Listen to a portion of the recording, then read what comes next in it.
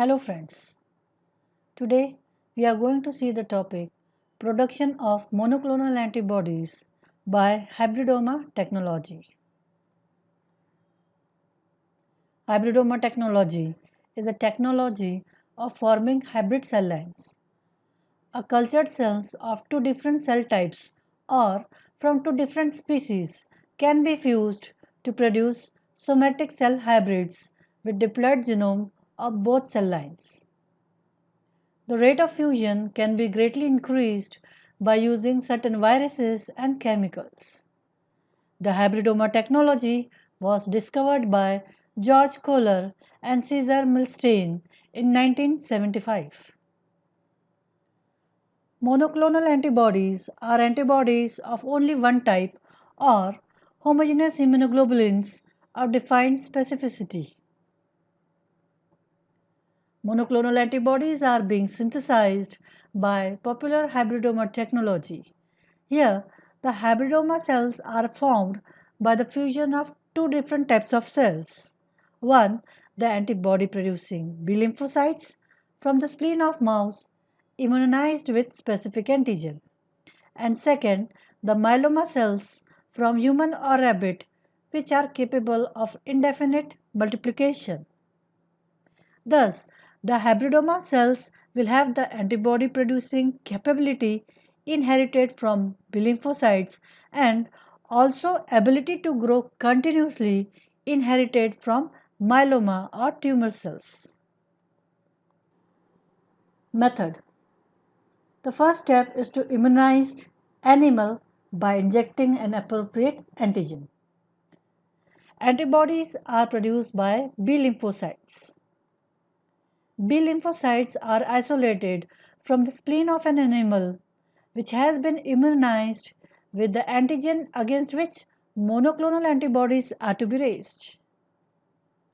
For this, laboratory animals are first exposed to an antigen against which we are interested in isolating an antibody. Usually, this is done by a series of injections of the antigen in question over the course of several weeks. The second step is to isolate spleen cells. These splenocytes containing antibody producing B lymphocytes for particular antigen are isolated from the animal's spleen and are made deficient in TK gene. The third step is to fuse spleen cells with myeloma cells. These isolated splenocytes are fused with immortalized myeloma cells in the presence of inactivated syndavirus or polyethylene glycol to promote cell fusion. This treatment is brief, that is about 1 minute, to avoid cell death. The myeloma cells are selected here beforehand to ensure that they are not secreting any antibody themselves and they lack the hypoxanthine guanine phosphoribosyl transferase gene, making them sensitive to the het medium. The fourth step is that fused cells are incubated on het medium. After the fusion treatment, all the three cells, that is, B cells, myeloma cells, and hybrid cells, are washed, suspended in complete medium, incubated overnight, and are then plated on a selective medium called het medium, which allows multiplication of only hybrid cells. The het medium is supplemented with hypoxanthine, aminopterin, and thymidine, hence the name het. For using het medium as a selective agent, mouse cells taken for fusion must be deficient for either SGPRT or TK enzyme, while myeloma cells must be deficient for the other enzyme of this pair.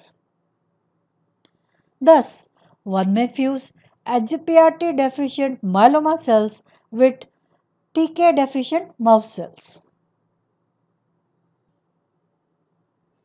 On a het medium, only those cells that have active SGPRT and TK enzyme can proliferate, while those deficient in these enzymes cannot divide, since they cannot produce purines and pyrimidines due to aminopterin present in the het medium.